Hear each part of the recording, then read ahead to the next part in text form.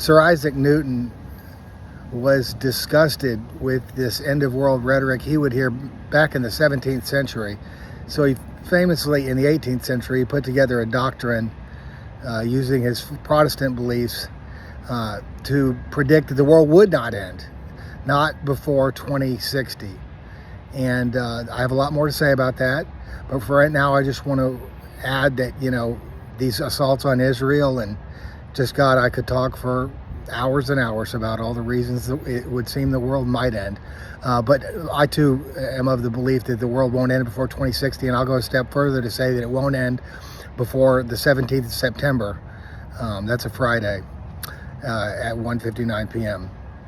And there's a foundation for that. It follows this, there's like Einstein could see it, it's like a numerical order to the universe. And some of the things I'm predicting for you are told to me to be coming. Others are just a manifestation of this code, to the universe.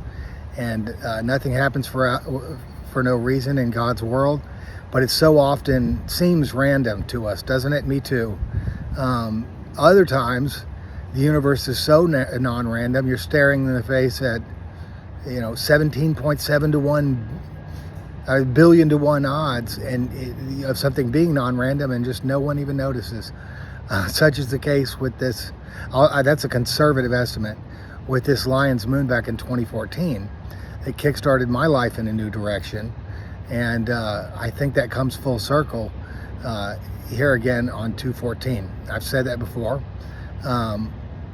I labor to get to my points, and I know I laugh at my own material, and I'm kind of hard to listen to at times, but do me a favor and pay as close attention as you possibly can, or hear this from someone else, because I think there are a few prayers everyone should say before we get to that day. Just, God, do you want me to hang tight? Ask on that and see if you don't get an answer. I think people will be answered, because when you're not supposed to do anything, it's confusing, and that's the main reason I wasn't told that you'll hear something or see something or feel something. But I think all three will happen, okay? Because it is kind of, you feel stuck when there's nothing you can do. Well, this is God's battle. The devil has us pitted against each other in an unwinnable war, and when that's the case, God has to step in, and he will, or she will, right? I like to think of God as a woman, because God is a giver of life, and what are women, right?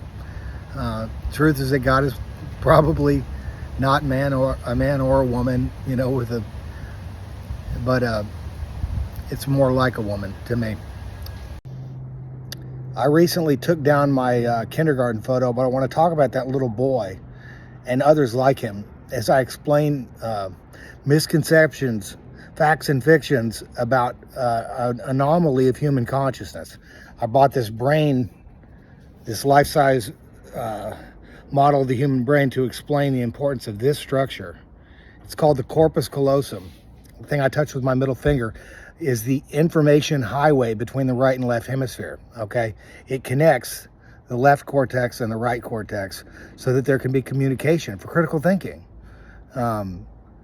In those of us with a massively enlarged corpus callosum, like Rain Man or Einstein, it's actually quite a few of us that have a large one, okay? All of our thought is of the critical variety. We are obligate critical thinkers. We operate light speed Captain Obvious technology, and it also lends itself to stubbornness. And later I'm going to explain just how useful stubbornness can be.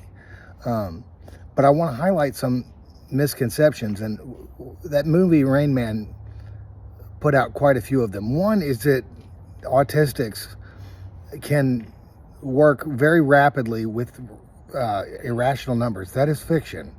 It is not.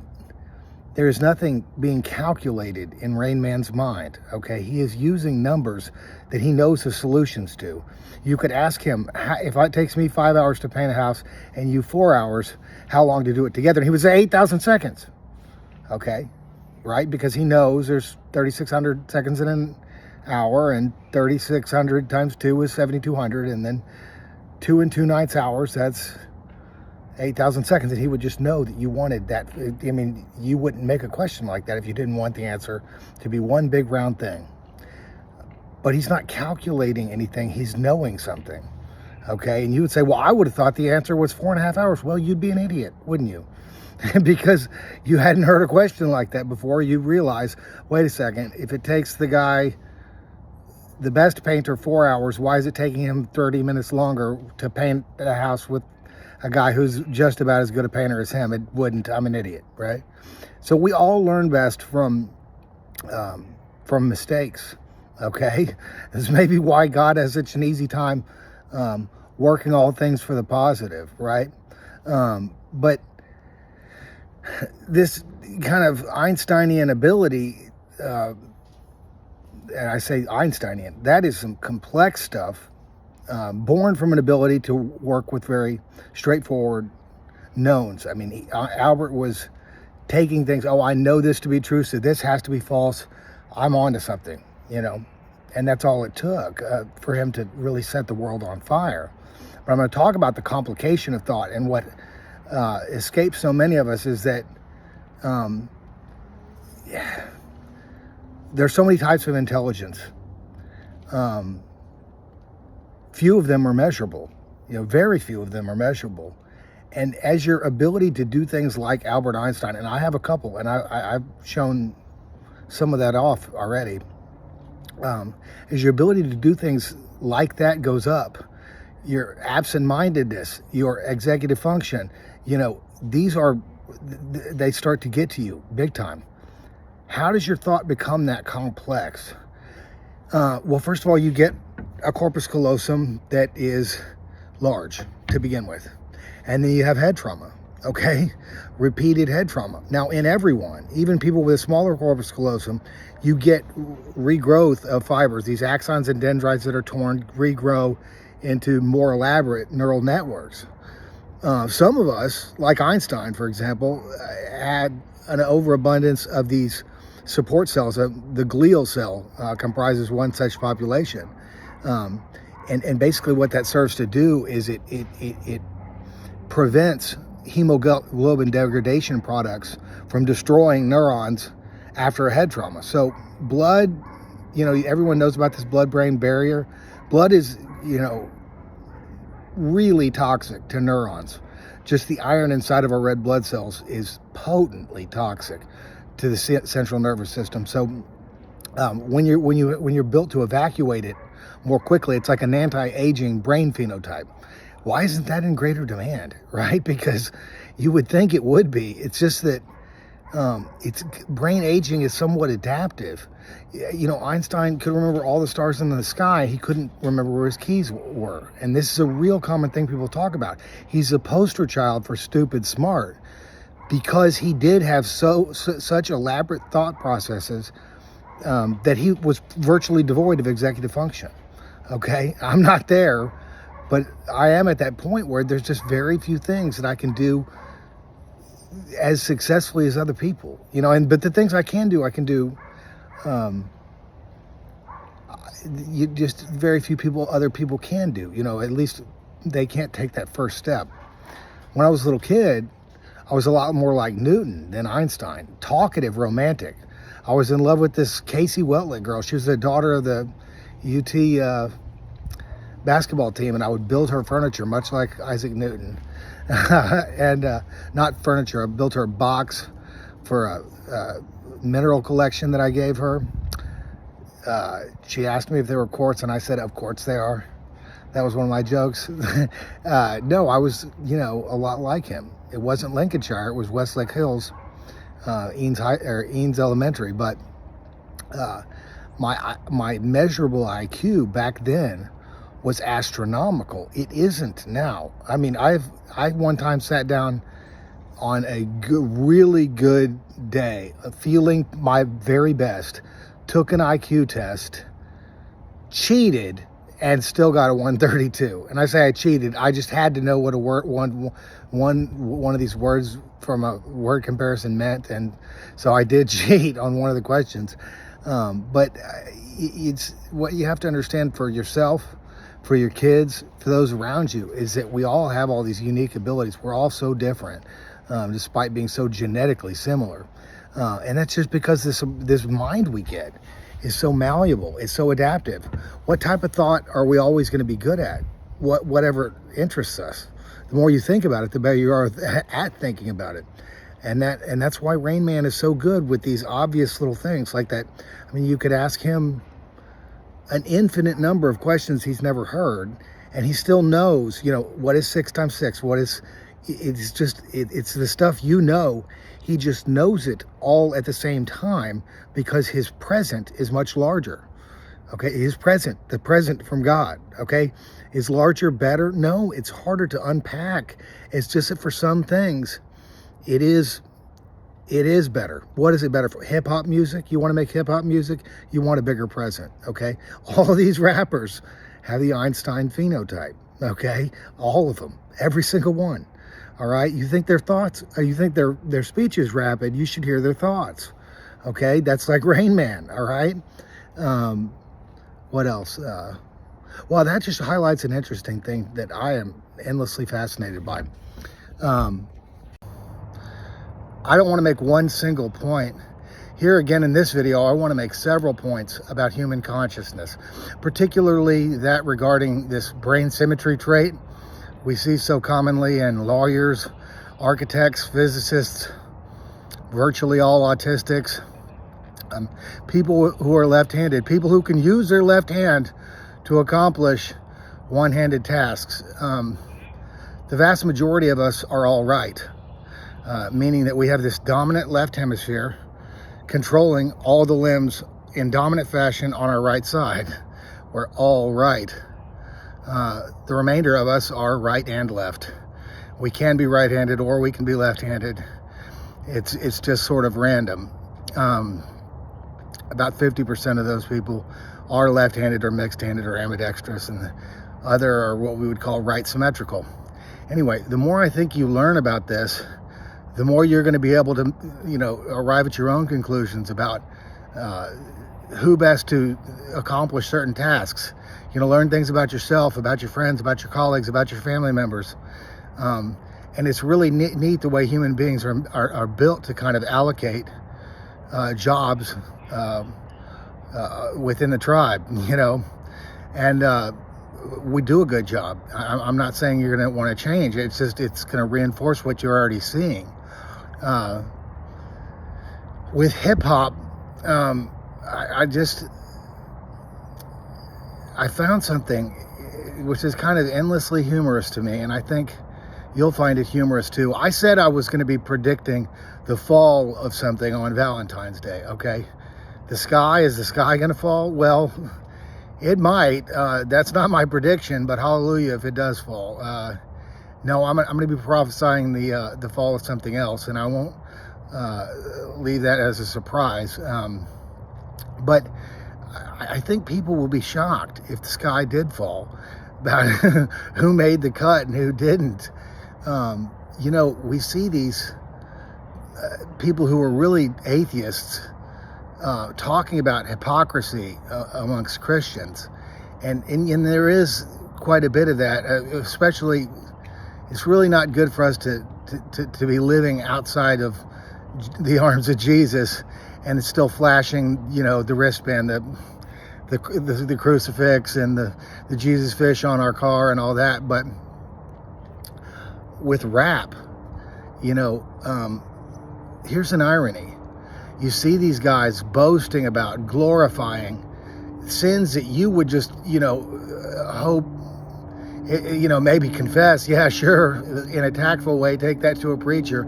Certainly you don't want to encourage it. And, and you wonder when these guys find Christ again, and so many of them do change their lives, do they regret that stuff? Well, the simple fact of the matter is that none of that sin is incompatible with a relationship, a one-on-one relationship with the Son of God, okay? It's sin, and they're not being self-righteous about it. And people outside the faith have such a narrow perspective. They don't realize what the greatest danger is, that people are going to hell. But, if you want to explain who those people are, you have to look to that song by Lord, and Lord with an E. What does the E stand for? Exactly backwards, okay? I love that song. I don't really care for hip hop, but I love that Royals song.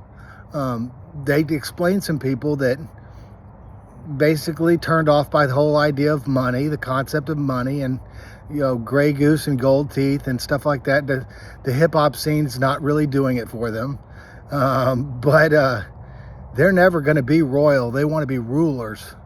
Whose dime are they trading on? You're not into money?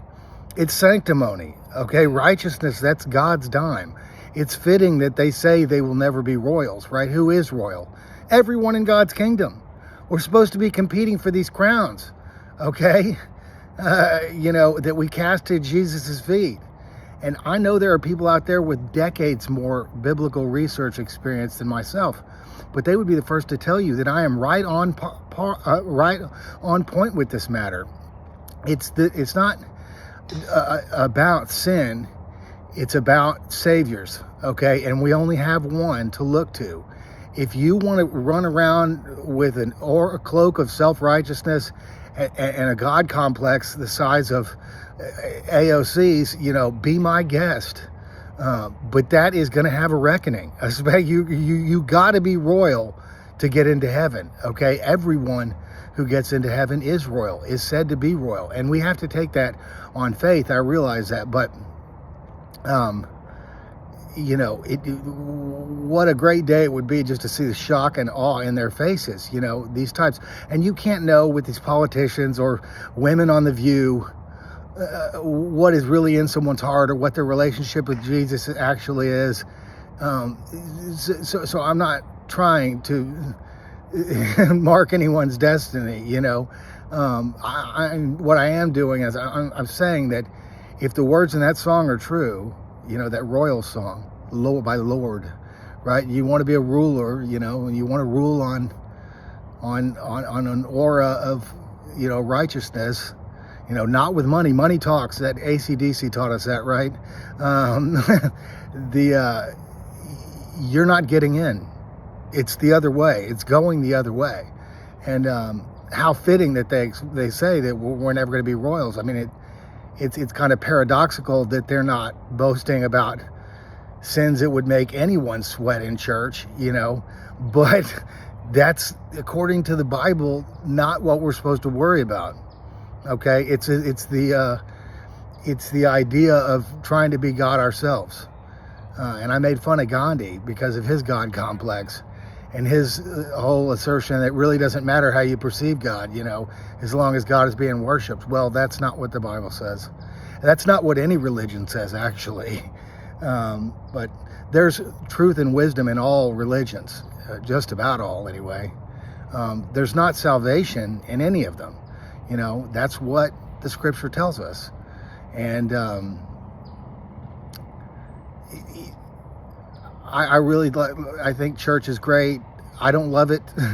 I like Joel Osteen and David Jeremiah. The complement of those two preachers, very different messages, but if you listen to what they're saying, exactly spot on. And the reason I share that is that everyone can get a hold of those sermons on YouTube and see what I'm talking about. And it's clear to me, especially with Joel, it's clear to me on both accounts that these men know much more than they're saying, and God comes to us all in different ways, and sometimes we listen, sometimes we don't. But this message of prosperity is possible. It's like, how can that be true? Like, how can everyone get their dreams to come true? Well, think about it. I'm going to talk about something before Valentine's Day, and you'll kind of start to figure it out. And I'm not going to connect the dots because it's more fun if you do it yourself. For now, I'll just say that this race issue is not central to my life or my goals or my ambitions. It's light is central to my ambitions, and that kind of puts race on the table. So I have to talk about it real frankly, real honestly at some point. But I think maybe that's the way it was intended. We're getting to this point in time where where we want to label things as racist or not racist, and then that's the epitome of evil and good. That's not the way it's supposed to be, clearly. But I have something shocking to tell you, and I think it's going to tickle a lot of people out there, especially if you are a person of color. That's next. What I left off that last video was that you have a friend and a resource in any left-hander, okay? They tend to be better at logic and just breaking things down with both sides of their brain. Now, you have just as many friends or more friends who are right-handed with a left-hander's brain, okay? They have the same ability. What I'm telling you is that regardless of what happens in the next few months, you might have to make a decision, to look out for yourself or fall for the devil's trap. What is that? That's this insinuation that there are things that we can accomplish just by coming together and working as one. Like there's nothing we can't do if we don't work together. Well, actually, not one of us is capable of brushing our teeth unless God ordains it, okay? So it's about a personal relationship with Jesus Christ, and not anything else. And I'm not telling you take my word for that. Just humor me. Talk to a preacher, or more, talk to a lawyer. Do you need a lawyer to get into heaven? No, but they're good at doing logic, okay? And I do think some of them make it. Let's hope, right? Because my dad won't be up there if the case is different. With race, we're at that tipping point. We see an expansion of right-wing self-righteousness when Biden takes office. But you can bet when Donald Trump gets back in the White House, we're going back to this infernal you versus me, mantra. I'm good because my skin is this color, or you're bad because your skin is that color. It's just ridiculous.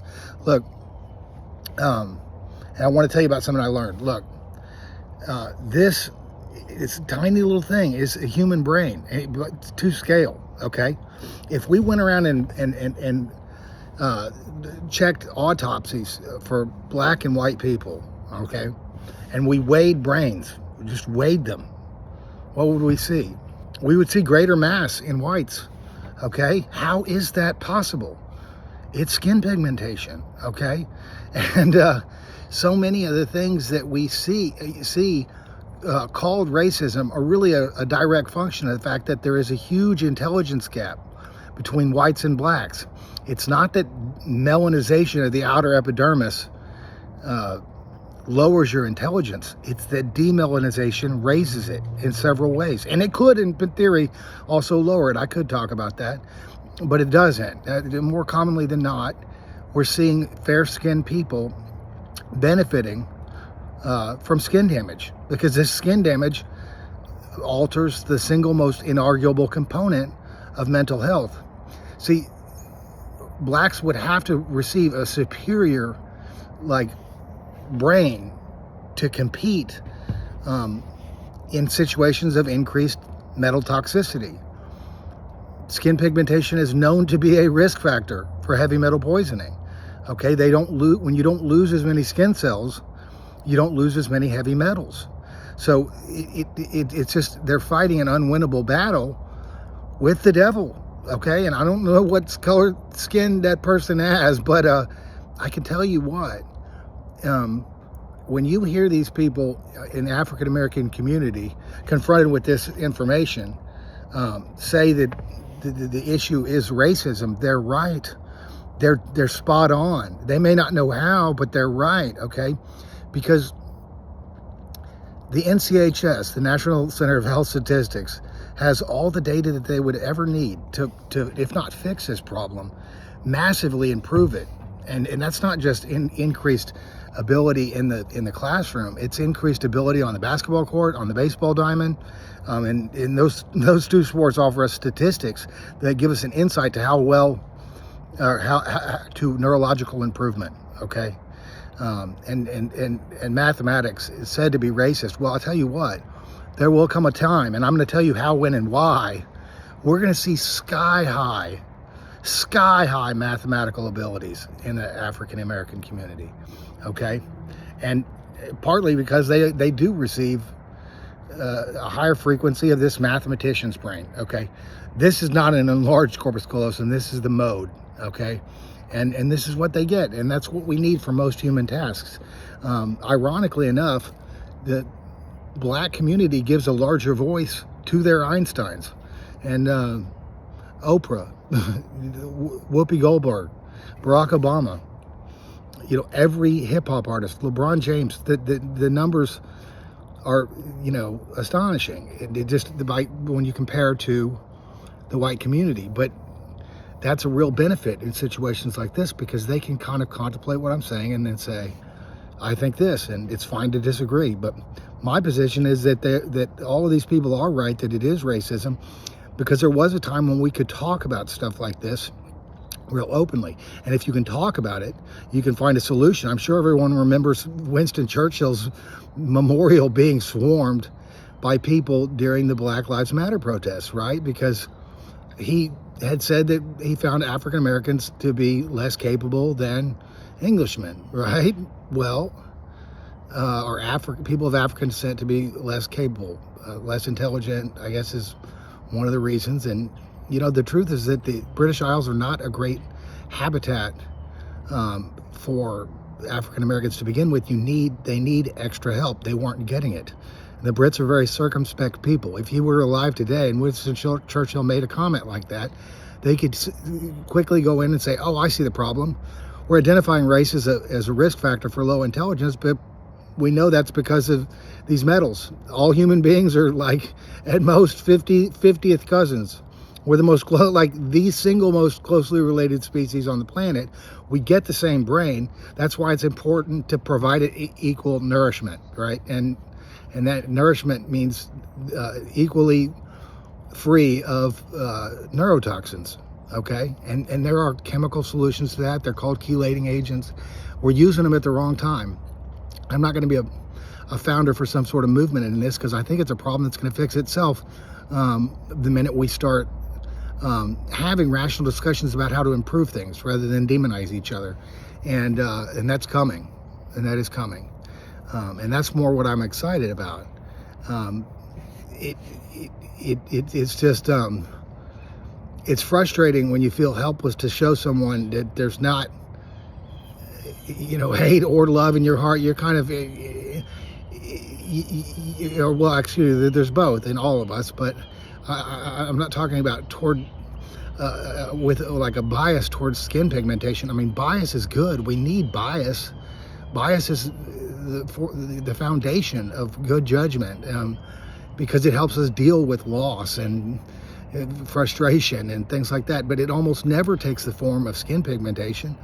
You're taking the long way home, maybe, to avoid a potential road closure. You know, you can't stand risking that 3 hours in traffic, so you go an extra 15 minutes. That's bias. You know, that's a gut feeling. We need that kind of thing. And I think the worst among us, the worst racists among us, project their ideas so that we are all kind of, we're prisoners. That you can't talk about an intelligence gap. Human beings were created equal. How stupid is that comment, right? What it really means is that government should be provide equal opportunity for and equal rights and protections to everyone. Everyone agrees on that. But the idea that we're created equally, no one believes that. It isn't true. The Bible doesn't insinuate that, much less say it. Instead, we're said to have vastly different abilities, and vastly different. We carry different amounts of favor. We pray differently. We have different tasks put on our plate. The mere insinuation that we're created equal, you know, is ungodly, because it assumes that you can do math that only God is supposed to do. You know, like we have all these quantifiable traits that's ridiculous. I tell you what, I wouldn't feel equal to LeBron James playing basketball, right? Who would? But just, you know, and we have the same kind of basic brain architecture, but he wouldn't feel equal to me working on sunlight. It's just, we're different people, you know. I mean, it's to say that we're equal, that's God's discernment, not mine, not yours. Do I think we should change the Constitution? Of course not, because what it implies is spot on. People deserve equal opportunity. Well, this revolution in intelligence is a big part of that, and it's going to happen without my help.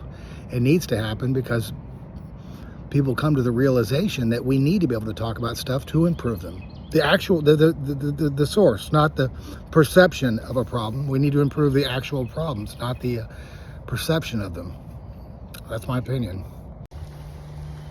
Anyway, you can bet this coming Valentine's Day was marked on God's calendar before Jesus ever stepped onto the cross. For that matter, the Valentine's Day in 2014 and 2021 also on there. That's part of a 7-Eleven series. 7, for so many reasons, marks the hand of God. 11, that's 1 and 1. What walks 1 and 1 with the hand of God? Well, maybe the Shepherd King. And people look at me like, but you run around naked, crush beer cans on your head. God would never want that in a David. Read the Bible. That's exactly what he's looking for. But there are others. And I said we were all competing for these crowns. If Davids are competing for a throne for themselves, no, for Jesus. It's supposed to be something Jesus sits on when he comes down here. So no more on that right now. But what I will say is that I do think this is a perfectly appropriate time for people to start praying for God to show them something. So many of us are reached through our radio in our cars or on television. You know, the TV will come on, or that's happened to me a couple times, but radio several times. I haven't had an active radio in quite some time, but it's neat. It's exciting. You can be in Dallas, Texas, or Louisiana, and you get a Corpus station, and it's blaring a real prophetic message to you. And I encourage people that have already had that. I'm sure most all of them have also received the Holy Spirit.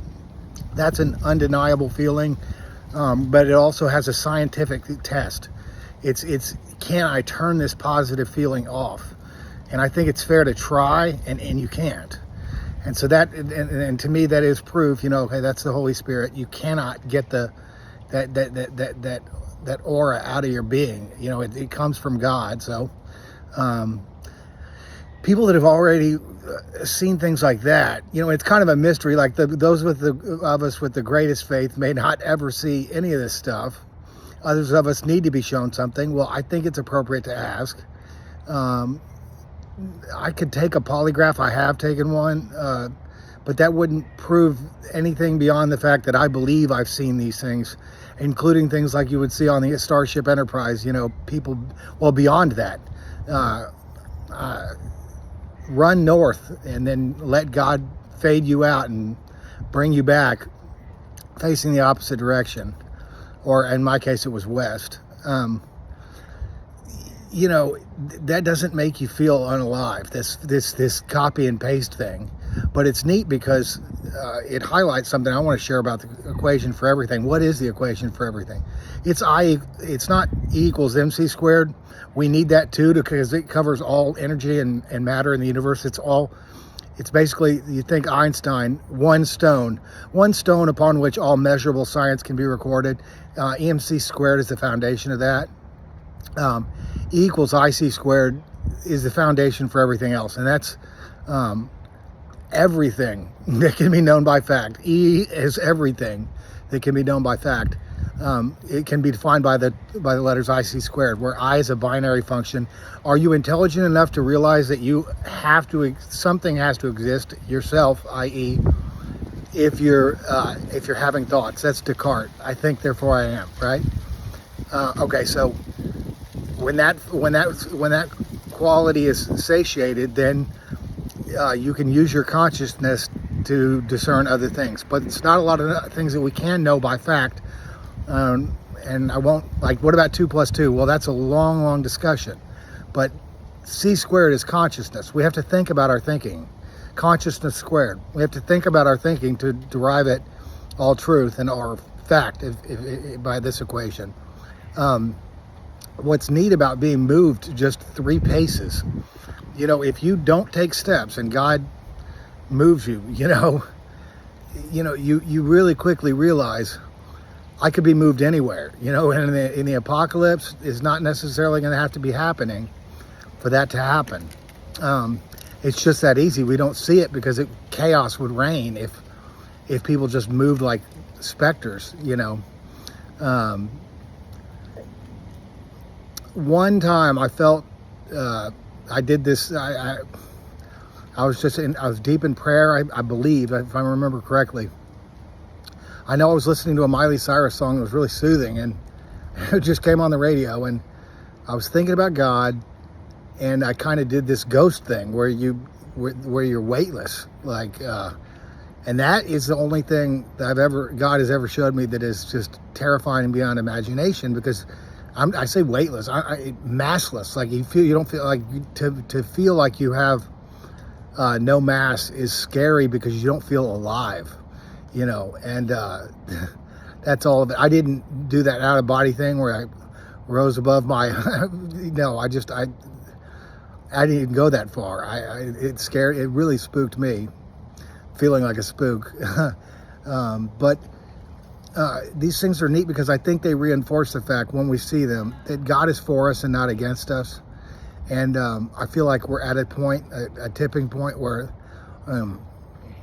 it was a good run on the other side, but these people that aren't going to make it, they're not going to make it, and they need to be terrified a little bit. And I think that's coming on Valentine's Day because of the things God's told me. And I could take a polygraph, but the more I do to prove these things, the less meaningful they are to you to take them on faith. And I'm not really asking anyone to take anything on faith.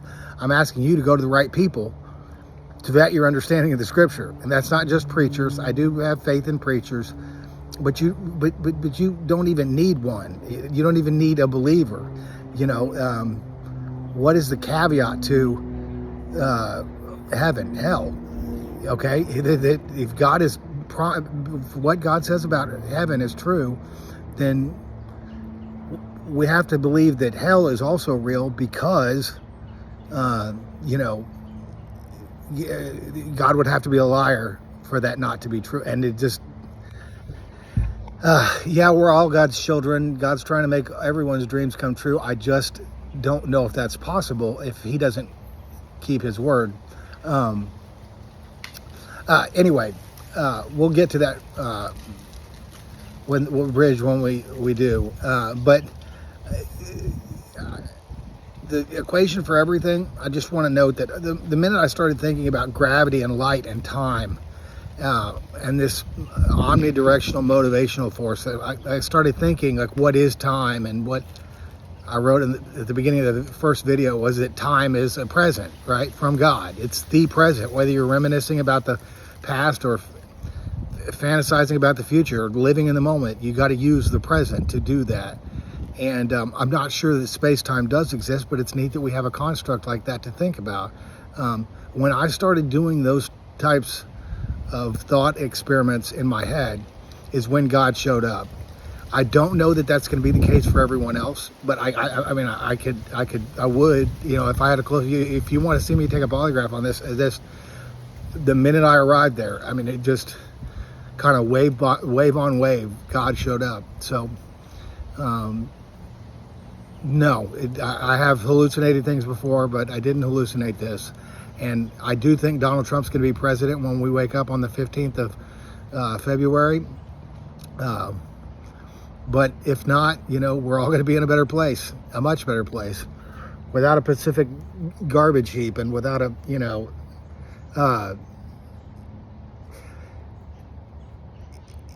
I just don't know how much things are going to change right away. But give it a week. What happened in 2014 was pretty spectacular to me. I won't talk about that, but 2021, that happened to everyone. 7 years to the minute after this Horizon event in 2014, the whole state of Texas freezes solid in biblical fashion. No one cares about it, even people that I warned about it.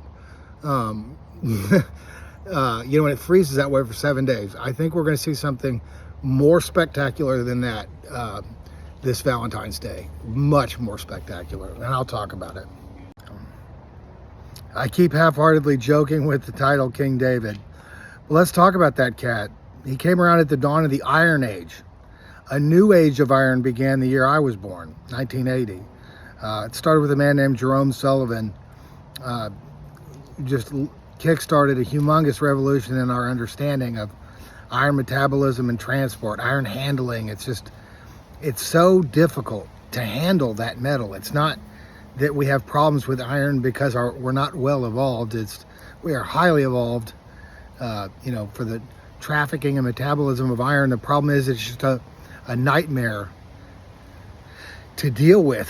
The very same attributes which make it useful for radical synthesis of 2'-deoxyribonucleic acid also make it impossible to contain. It foils containment. It escapes. It has the ability to break itself out of jail.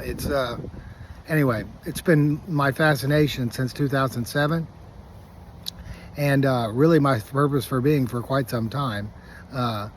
And I think it's interesting that none of that seemed to bring God to my doorstep.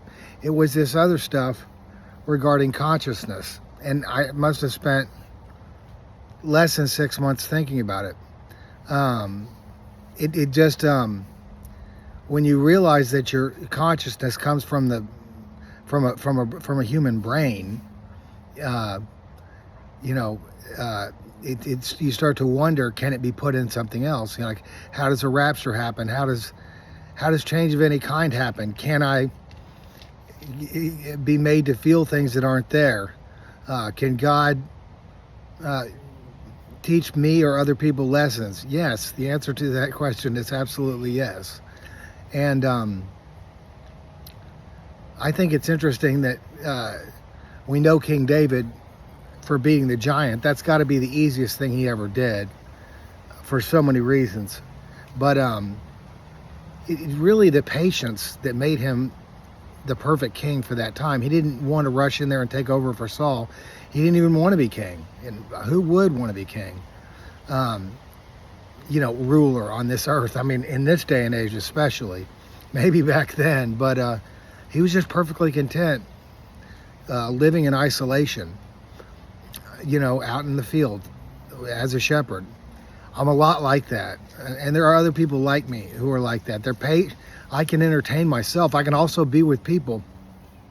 One thing I really struggle with is being with people living in isolation because of these technologies that we've come to love just as much as our spouses, and that is where I want to focus my attention, because I said I couldn't do very many things. What I can do is write some really dynamite comedy, and if you have a place where people aren't using these cell phones with the same interest, it just, the comedy writes itself, and the lessons write themselves. How do we get there? Well, I got to get this off my plate.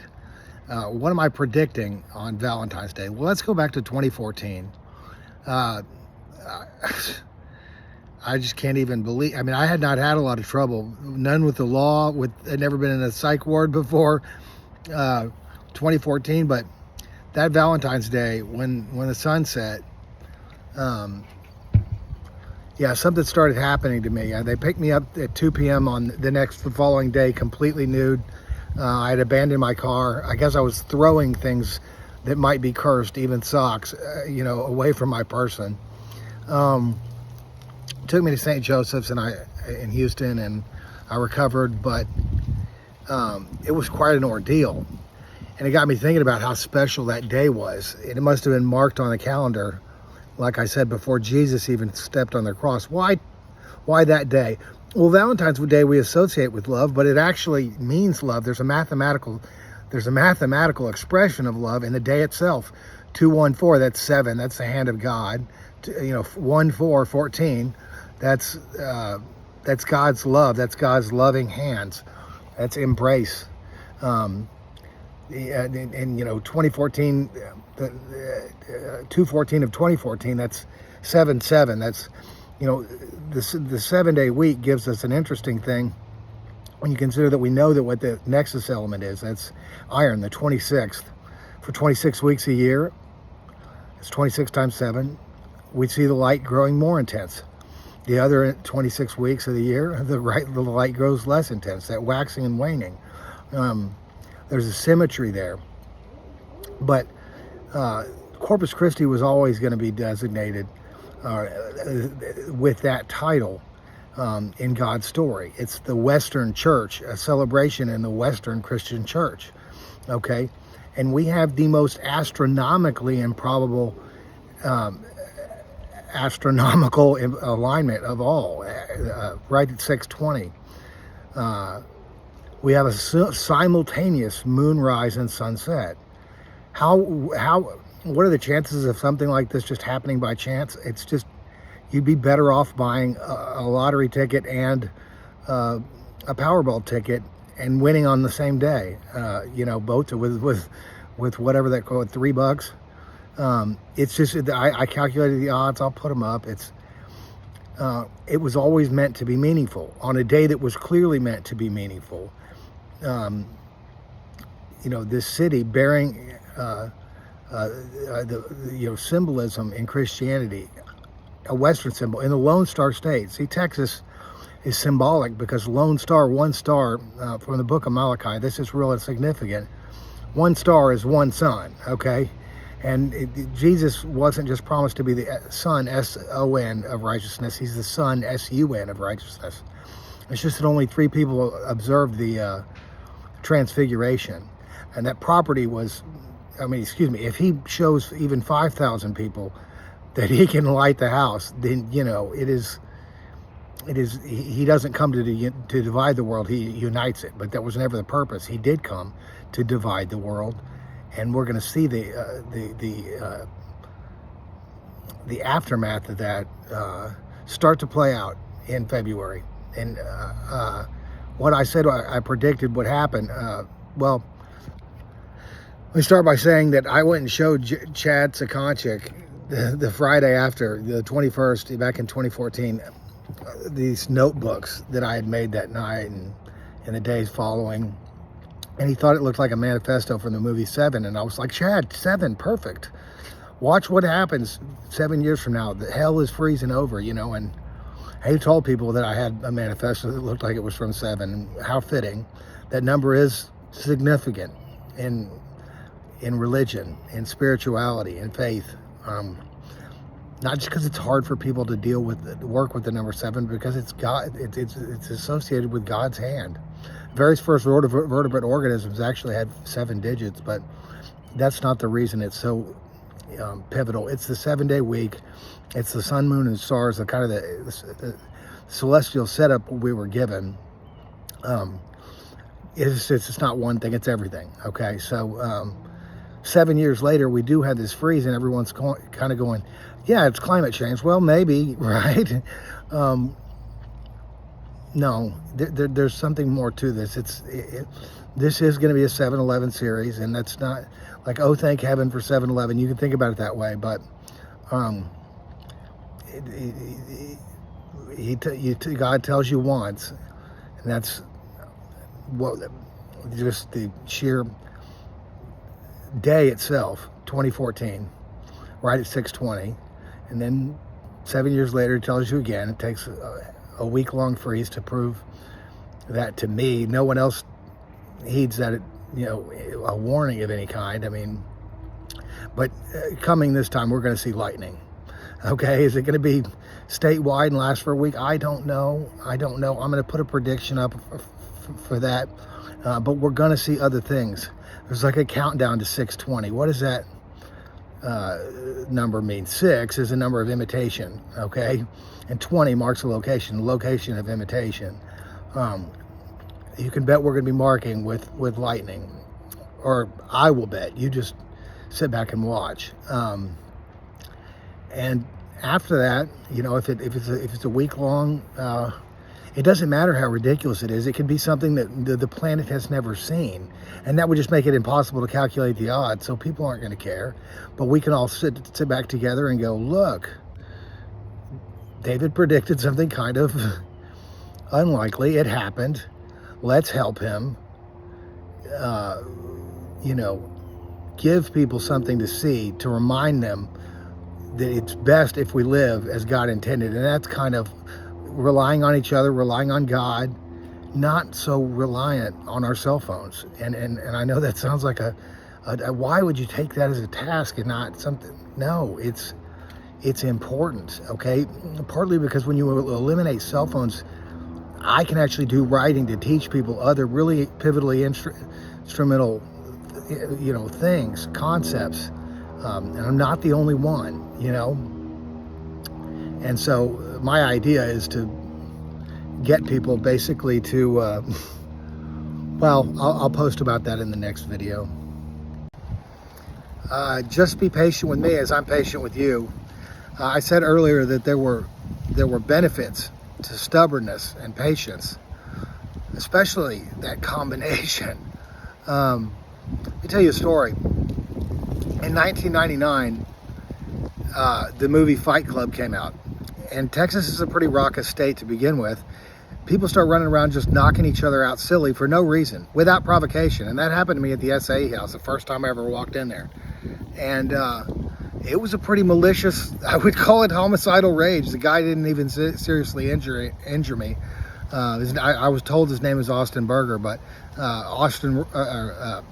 Nick Rothschild ran in and stopped it pretty quickly. And he also went a long way in preventing my character assassination, or trying to prevent the assassination of my character, which got really ridiculous. And it taught me something.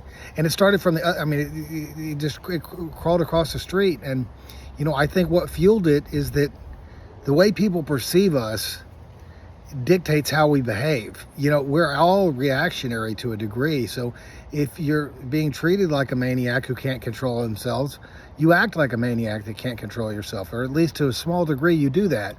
You confirm people's pre-existing notions in so many ways. We all do this. We're victims of it, of human nature. So what I decided to start doing was something I call Welcome to the Jungle, because the SAE party was jungle. I would start just really doing my best to contain my anger. And when I say I have an uncanny ability to be patient and just walk away, I was punched, kicked, spit on, hit with bottles. I mean, you name it. Just being kind of a figure that drew the wrong type of attention early on in college, I got into a lot of fights at the Pike House. Away from the Pike House, I would have people pick fights. I never had one.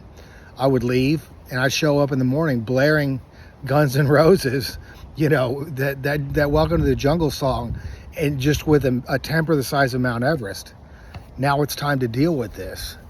And there's something amazingly healing about that behavior. You have someone with King David patience and ferocity. They can accomplish a lot. And as a testament to what I accomplished, the University of Texas and at the University of Texas A&M were 1 and 2 respectively in least violent crime during my tenure there. Okay, now those are loaded statistics. I realize that there's other reasons that we would rank so highly. Those are the only 2 places I pulled this act. But what happens when you have one person, just one person at a university the size of Texas, showing back up on front lawns, and I'll give it an example. This guy, Tim Reif, who was not an out-of-control moron to begin with, just kind of lost his mind. Why? Well, we all have this expansionist spirit, and it's kind of needs to be kept in check with our sense of self-preservation. And a lot of times, in a lot of men, it just gets out of control, and myself included. I'll tell you what happened for me. Not to me, for me. But let me tell you what happened for Tim. He said things you couldn't possibly imagine. It led to me being hit with a bottle, punched, kicked, slapped. I was spit on. The things that came out of his mouth were absolutely beyond imagination. It's just like, you got to be kidding me. And when I showed up there in the morning, the SIGEP's were like, this is private property, you got to leave. I was like, or we're calling the cops. I was like, sure, these are felonies we got to talk about. Look at this Corey Morrow shirt. There's blood all over it, And then they realized, oh, you can't just do and say whatever the heck you want at all times. We're going to suffer consequences with the IFC, with the university, and with the Silver Spurs if we don't just do what we said we were going to do. which was put me into a wheelchair the following morning. And that's what was supposed to happen when I came back for the fight. But I showed up with about 10 pikes, and I was fully prepared to fight the guy. And they were saying to me, what's it going to help to break his nose? And I said to them, I'm not breaking noses. That's cartilage. I'm here to shatter bones. I'm going kneecaps. We're going ribs. We're going exactly what we said, or we're liars, All the control in the world the night before. And then with no girls around, in a sober setting, I'm this totally different person. Well, let me tell you something that occurred to me before I even tried this stuff. When you do that, when you have the self-control to take it, just bottle it up, go home, go to sleep, come back, you've already won. You've made the point. There's going to be retribution. There's going to be improvement for everyone. That person doesn't want to fight a sober, angry, furiously angry person who was obviously in the right. So Tim said all the right things and apologized, and we were just going to walk out of there. But then he said, and I'll buy your drinks for the rest of college. Or whatever. My friend Rodney was just like, your terms are acceptable. So he ends up buying me a ton of drinks, and I let him do it just because he gained something real spectacular out of that. And it's called humility. Humility, it sounds like humiliation. I've said that maybe before to some of you. It's important to realize how beneficial that can be. I had his friends and even a girl or two buy me drinks, saying that it just did him a world of good. By contrast, I went to Sigma Chi one time, got my nose broken for absolutely no reason by David Pearson. Said, lawn at dawn. That's what I would call it, lad law. Lawn at dawn. And showed up, Guns N' Roses. David would have fought me. And Aaron Matlock, their president, was just firmly against the idea. So we had no confrontation. And, his opinion was just that we were two very, very dangerous individuals and that it just wasn't a good idea for us to fight, especially when I already needed medical attention, because I did have a really badly broken nose. I mean, it was crooked. You could see, like, my nose was literally crooked. I was going to have surgery anyways, and you obviously take care of the fight before the surgery, especially if you're going to fight someone as muscular as David Pearson. But anyway, we didn't end up having the fight, and the guy goes on and starts screwing over friends, and it's kind of ostracized from the whole group. And I thought to myself, we really did him a disservice. If even if he won that fight with me that morning, it would have taught him something, And it's something that I learned at Logan's when I was with Mariana and Elena, this really big, muscular bodybuilder type guy, humongous, like in Schwarzenegger's orbit, not quite that big, but in that same. He kind of grabbed her around the waist, and I jumped into this 1950s mode, like, that's my friend's girl, and I belted him as hard as I could. And no, Joseph Payne was not there, but Elena looked up at me like, like she gave me those eyes that, like, Messiah complex down, reconciliation up. It did me a lot of good that there are limits to this guardian thing, and that you don't, it wasn't appropriate what I did. Him either, but it wasn't appropriate, and he ended up letting me off the hook. I had yelled outside to the guy, and we ended up staying there, and I tried to buy him a drink, but he ended up buying me a drink and kind of trying to put me in my place, and it worked. But my point is that there are a lot of people out there who can do this. I don't qualify as an autistic, but I have that same kind of stubbornness we see in all of them, or almost all of them. And there's a lot of kids out there. If you have this ability to just tame that anger and then come back, everyone wins. Lawn at dawn, lad law. It's unbelievable. People started saying, "Don't anger the beast." I heard people would call me and be like, listen, there were these two guys almost got in a fight, and someone just said, don't anger the beast. And, the idea of people showing up the next day when that is happening at all it doesn't change a dynamic, it changes all the dynamics, you know, because you have to take that into account. What will I look like if they show up on my lawn in the morning? So not many people have to do it, but that's why I ended up hanging mirrored ceiling tiles up, and kind of, you know, there's that Eagles song about the beast, you know, Hotel California. I bought 2 Ruger P89s for to be like Desperado, and I never used a gun. It just took my fists. 10 times we did this, 100 times, or, you know, 100% success rate, with the fight, without the fight. This is something that could really save lives if we saw it in the black community. And I'm telling you, they could do it. I mean, they could. It just, partly because their women are just like ours. They want violence, but they want it in a safe way, you know, that, you know, without weapons, out of sight, and on camera. They want to see the word fight just as much as the fist fight, to know who's really in the wrong and who's in the right. And that cures a lot of cancers, including the ones that seem to affect myself. Okay, that's it.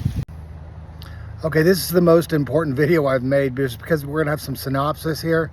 I'm gonna recapitulate some things, add a little bit. What do I want to tell you? I want to tell you that, very bluntly, that I think there's a kind of revival coming. Do I think that's coming for everyone? No. Okay, I think there's a lot on the horizon because there's a lot on the docket for Valentine's Day. Okay, and I don't just think a lightning storm's coming. I hope one is, because that'd make it easy for us to come together afterwards and be like, look, it's Windland's crazy, and, you know, everyone gets lucky, but I think he actually, God led him to believe this was going to happen so that we would all come together with greater intensity to do something that's a lot of fun. And I'm going to talk about that later. Okay, it's just, you know, what you do for God, you can't do for money, but what you do for fun, you can do for money. So we'll let that be a guiding principle as we try and make a show that teaches everyone to live in a more godly way. And I think that's appropriate. We are living in the worst period of human history. Okay, there are more challenges to sanity and well-being than there ever have been in the history of the world. I mean, it's just this technology which unites us also divides us. People used to live in groups of like 40 to 100, and no one had any trouble feeling unique and special. No one had trouble standing out. No one had trouble having friends. Okay, that has changed radically with the advent of the internet, you know. And we've also got other technologies like CRISPR, DNA technology, the power to play God. There's just, I could talk for 10 hours and I'm sure every single one of you would still have an hour of things to add on to whatever I say about the insanity of the world right now. Okay, you're not gonna have to take my word for it. If you believe that all things are possible through Christ, you can believe that they are kind of grading on a curve right now, and that some people are going to get reeled in a big way at 6:07 p.m. on Valentine's Day. Why 6:07? That's the 13th minute before 6:20. Okay, it's like a countdown. What do you associate 13 with? The number 13. Is it burning witches? Well, let's just associate it with that for now. Okay. You know, Good Friday, okay, you know, is classically when we celebrate the crucifixion of Jesus, and it's a good thing because it sets humanity free. Well, Valentine's Day is going to be on Friday again, just like it was back in 2014. It's not going to be a full lion's moon the way that it was then, but it is going to be a Friday, and we can call it Good Friday just because a lot of people who think they're Jesus are going to be positively crucified. Do I mean that in a literal sense? No, I don't.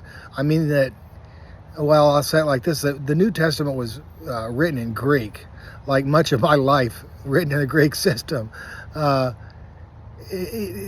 word leaps to mind when I think about what is going to happen as reprisal for some of this outlandish sanctimony. Homunculus, okay? That means little man, little human, okay? But it's a word we use to describe sensory perception in the brain. And actually, the head is only 9% of the body, but it's a humongous part of the homunculus. And I know, I don't think I know, I won't explain this. I know that God can make non-believers and believers alike feel like they're falling headfirst into the fire. Okay, and that is, how I felt that, yes, it is insanely uncomfortable. Did I bring that upon myself rather than feel that pain as retaliation? Yes, I did. I brought that upon myself as by being silly, but things like that can give people time to think and shape who they want to be. And suddenly people who've never been connected to God can kind of realize, okay, so everyone wants to go out and kill or be killed for God when they first realize God is real, but we don't need those types of sacrifices. We need sanity. You know, you don't have to give away all your possessions. Jesus isn't down here to lead a new and unscripted chapter in human history. Okay, we need people to start being people again, and that's it. You know, and I said I predict lightning. I do think that it's going to come. I will say where and when at 5:30 day of. That's 50 minutes before the event. So you know what 50 stands for: change. And even if the skies are clear, I'm still going to stick to that. If you want to know ahead of time, yeah, I'll talk to you. Let's say that no lightning comes and a lot of people do still have God reach out. Well, I don't know what that means, because we can't as publicly come together and be like, well, here's our reason for, you know, that has to be more kind of underground, which is what my name used to mean. Actually, we used to tell people Winland means underground. It's actually a place name. But however it happens, I know I'm gonna gain allies, you know, and I don't need a whole lot of them. It's just so straightforward what needs to happen to and for human beings, you know. There are so many benefits to deprivation, and that includes access to the internet and things like that. We need kids that have had the opportunity to learn cardinal directions. Why they know. You think this is a joke. But I bet someone else has heard this. Who here has been to California and heard someone, or with a group of people, and had someone said the sun sets in the west still, and they say even here on the West Coast, it's just, you know, yes, everywhere it sets west. I know that's hard to believe, but everywhere it sets west because it's a rotating ball. You know, reality is real. It's not a no earth phenomenon.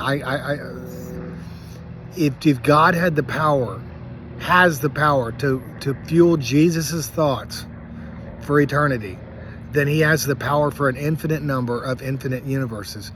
And when I say that, I don't mean it by any exaggeration. We're not used to systems which don't bleed energy, but that is obviously what we're dealing with. Okay, because if, you know, eternity goes both directions, and it seems clear to me, and it should seem clear to you, especially now that we've got all this science to confirm a Big Bang and all this stuff that is kind of not prophesied, but explained by the Bible, you know, it goes on forever, or could. Maybe there is an end to time. Maybe we'll stop doing this at some point. Maybe God will send us to that third heaven or whatever. But until then, you know, we can conclude that this universe, that eternal life is possible. And it's just like, what do we want to do, and to make the best of our time here and still get the most out of our time afterwards. I think it's nice to have someone to blame your decisions on. So I'm going to tell you what I want to do, and I think a lot of you are going to come with me. And it's just, we'll try and get Richard Linklater to direct something, and we want one person. Okay, Russell Brand. You watch his Step 2 on technology, or type Russell Brand Step 2 into YouTube. It's just phenomenal. He can play this character that I want to write for better than anyone on planet Earth, and I wouldn't even have to explain to him how to say the lines. Like, whatever he comes up with will be perfect. And so that's the goal, okay? And I'm sitting here talking to you publicly. I'm not encouraging you to go tell people or engage in fellowship. One reason I wanted to talk about all this consciousness stuff is to remind you that you have everything you need right around you. There's only two basic types of human intelligence. You, in a situation where you need to just be weary of the devil, you want to go, well, you want to use your own head. And you want to be circumspect talking with both preachers and non-preachers. And you want to talk to people of both kinds, because most of you are just organically right-handed. And that is a little bit different mindset, because you want to be, you're kind of built to engage other human beings and make them think your ideas are good ones, okay? That's not going to be useful in this instance. It's a situation where we're kind of at odds to do anything for ourselves, and God has to step in. Okay, it's a no-brainer if you sit and think about it. Not all of us are programmed to do that, so consult someone who is. And even if they're not a believer, maybe you'll go talk to somebody and say, I just don't know what to do here, and they'll say, well, this actually makes perfect sense to me, and now I am a believer, and I'm going to help you out. Because that a different take is all it takes sometimes. So, I got more coming, but I think this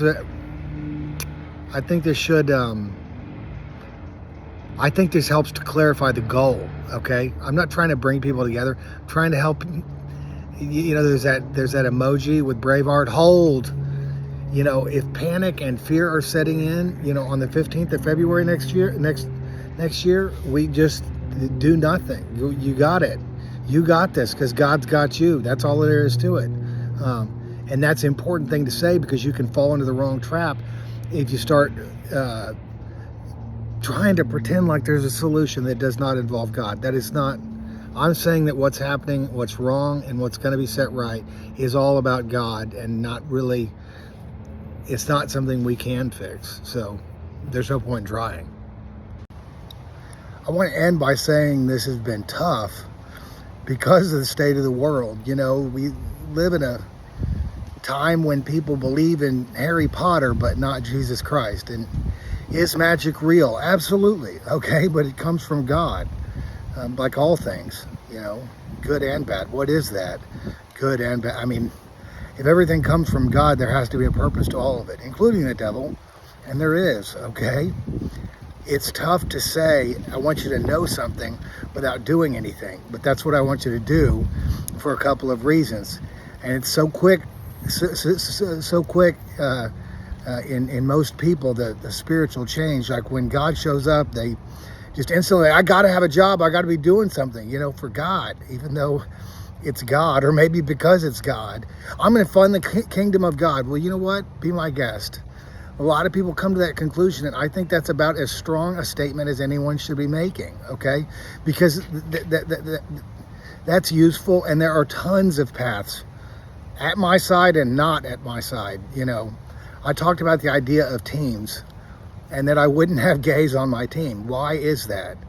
I didn't misspeak. It's just that, look, same enemy, different team, okay? When you're defining your existence by your sexuality, then you can't do anything to help a team that's focused on light, okay? And I'm not saying that to highlight some sort of battle between good and evil, but there's so much wrong with the world that will be fixed by fixing our understanding of light, and that's not an irony lost on me, you know, and it shouldn't be lost on you. Darkness and light, you know, that's the battle, and my team is just, well, it's going to be doctors and, you know, lawyers and people I see eye to eye with, and people that just want to help. I mean, it's going to be the people that God moves, okay, and it's going to be really fun. We're just going to go fishing on the Wharf Cat, you know, in June, and we're going to shoot a simulated scene from this show, Flipperville. So they run these rehabs called prehab, because the flippish, they don't believe that people who have access to their cell phone at all times can be honest with anyone, much less themselves. So they eliminate step one from the 12-step program, and they call it K-stepping. The 11th letter is K. They the 11-step people, to detox, to detech. They do both. And on Fridays at this Port Aransas facility, they dress up their like, I guess you call them patients. They are patients, and take them for something called hookers and propane. Not hookers and cocaine, hookers and propane. They dress up, with hoop earrings and dark eyeshadow and stuff like that, but it's just a contest. First is fishing, and then who can prepare the best table fare.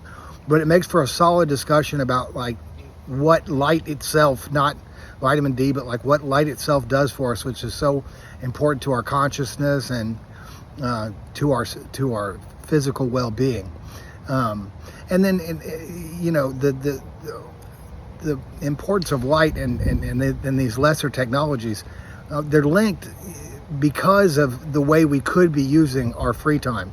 Getting our Facebook in while we're out beside the pool.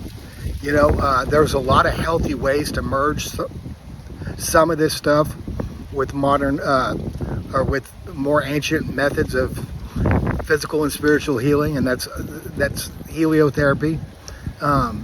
So yeah, it just, with this whole pride movement, look, the problem is really semantic beyond anything, and there's forgiveness for all sins, but I'm not ready to get into any of that, because it requires a nuanced vision of faith and spirituality. I don't have one. I'm an Old Testament tool. My favorite book of the Bible is Malachi. I'm not ready to spice it up. I'm not even really ready to say no new religions, right? That's a religion in and of itself. I'm spiritual, but it's just scriptural Christianity. Israel first, at any cost. And when I say any cost, Israel at any cost, yes. But you let them do their own thing. Israel at any cost, and there's just little else, okay? Use your common sense. If nothing happens and everybody kind of goes to God and asks, what am I supposed to do? Nothing, then we still can do things after the fact. If God reaches out to everybody, I am predicting lightning, okay? Lightning. And Corpus Christi is one place, but there's so many places in Texas with symbolism that I won't, you start thinking about it. This is the Lone Star State. It was inevitable that East and West would kind of be merged at some point in time. This was the given time, and that was ordained before Jesus was even born. So we're there. I don't know if you realize it yet, but whatever's wrong in your life or whatever's right in your life, all the things you think are limitations are going to work for you. If you had problems with mental health or depression or anything like that, that stuff only comes around to be a benefit in times like this. It really does, because when you've gone through sorrow, you can really go through joy. You can experience joy, and that's the same for me, and you both. All of you. And we all have something, right? It's just, however we are, that's the way God created us to be. So, live and let live. And behind the scenes, God is going to be working like at a frenetic pace on Valentine's Day to set up roadblocks to these problems that plague so many of us. I talked before with a lot of you about how it's so obvious to me that God is real and that Jesus is the Son of God. I always thought it was so interesting. He's coming back to rule with iron, not gold or silver, not rhodium, iron, the nexus element, something that is perishable for all intents and purposes. It rusts. What makes it so special? Well, it is magic, right? And that's what Jesus says. And I say, have you ever seen a magnet? It's the most light absorbing, it can element in existence. It can be absolutely any color of the rainbow and more. And Jesus is coming to rule with that. Well, I'm telling you right now, the God of the Hebrews is said to be light, and he or she is already ruling with iron when you step out in the sun. And there's a lot to unpack there. I won't get to it. A lot of it I've already told you guys, and you do understand. it's interesting to me that all these problems can kind of be traced that we're having, but with the between races, between just everyone, they all related to iron. These siderophilic elements, these sideromimetic elements, these things that imitate iron but aren't. And there are a lot of them. Aluminum's a big one. Are the exact same radius, and same charge, trivalent. The body has a hard time when it's polluted with these things, and there are solutions. We're going to get there, and what else did I want to say? I think the greater your ability to say, I'm just going to sit and hold tight until the 15th of February before I even start talking about this on my own social media. Let's have one crazy person, and then you can come out of the woodwork, with your story, with whatever happened. If you want to ask me questions directly, everybody, or get my number. I'll field I'll field those. And there is a lot more to know, but it's not revival, strengthening of your faith by observation. Let's just see how the world changes. That it's a sick irony that the worst of us want Donald Trump in office because they can start wheeling and dealing on something I would call the perception of virtuosity. It's not that they are virtuous, these trolls. It's that with Trump in office, they find it easy to pretend like they have all the glory. Okay, like they're so perfect, because he's an imperfect person. Well, that doesn't make for a bad leader necessarily. I love him, and I'm not afraid to say that.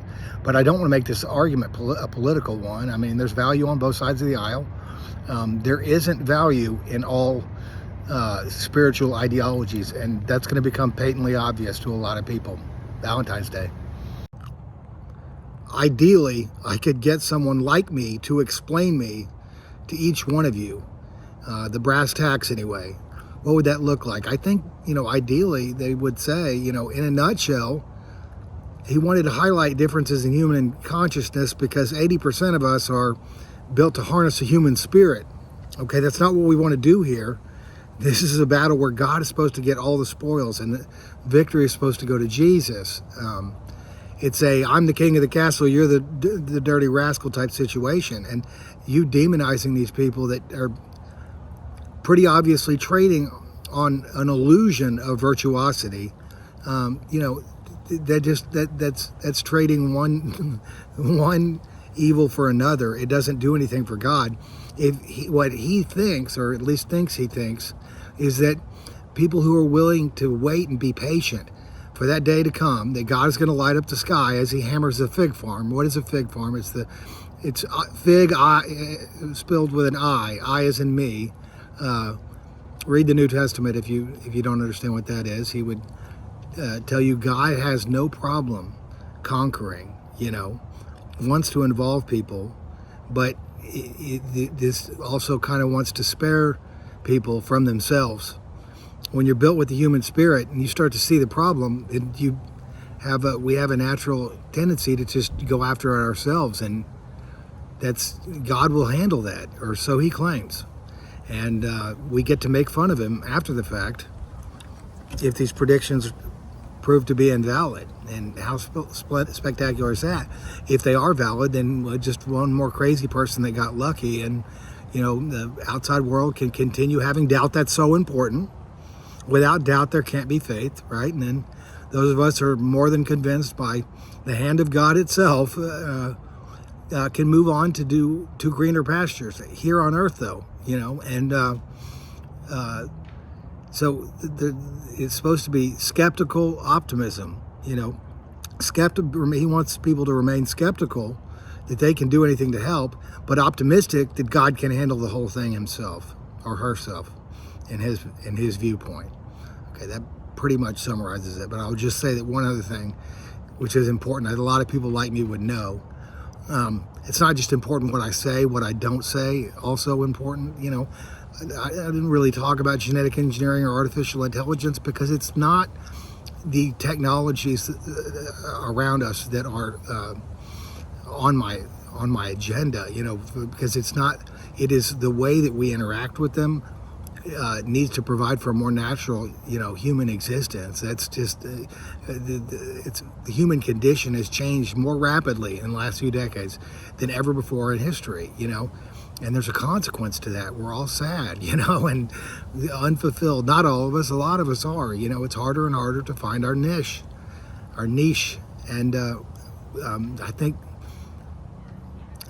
God is going to put our feet one foot in front of the other next year, okay? And I don't think I'm the only David that is kind of in the middle of a real serious spiritual battle right now. And I don't know if there's going to be an actual throne. I seriously doubt that. It's kind of, the throne is kind of, well, I won't talk about it. What I will tell you is that I am ready and willing to be the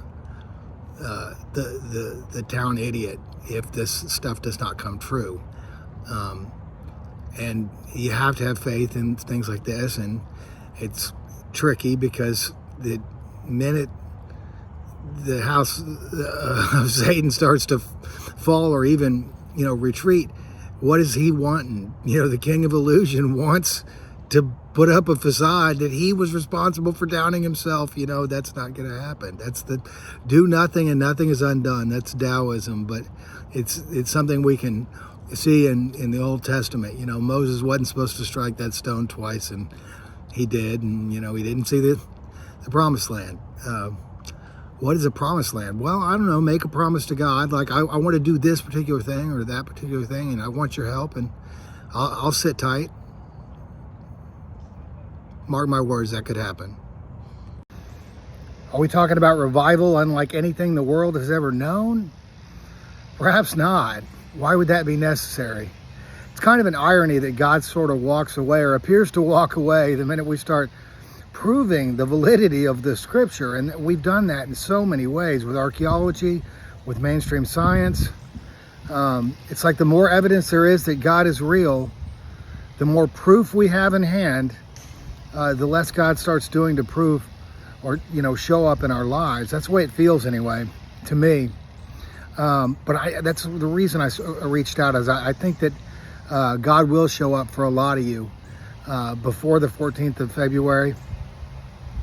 And that it'll kind of feel like a neat little thing that you went through to see this lightning storm and this revival. Maybe the greatest ever captured on camera. I don't know. We'll see. But I'm your fool if none of that happens. And someone has to be like King David. And I'm not saying, I said earlier, I don't think there's going to be a throne. I'm not chasing one. It's not hyperbole. It's just that we have to keep in mind that Jesus is going to have something symbolic when he gets here. And I don't know what that is. He's going to have greater faith in his believers here in Texas if you just listen to what I'm saying and choose the right words. Hey, I'll sit back and watch the show. What can I do for you? What do you want me to do? Jesus can change your heart and your mind in an instant. And they say that faith is like a mustard seed. It just takes a little tiny bit of something to grow a whole tree. And let that be your siren call this next year. I see a future brighter than anything you could possibly imagine. And why wouldn't we have a bright future? Everything is kind of coming together. Doesn't it feel like that already? We've had lulls here and there. The pandemic wasn't easy on anyone, but everyone is ready for change, and that can happen. I mean, it will. But you need to be a part of it.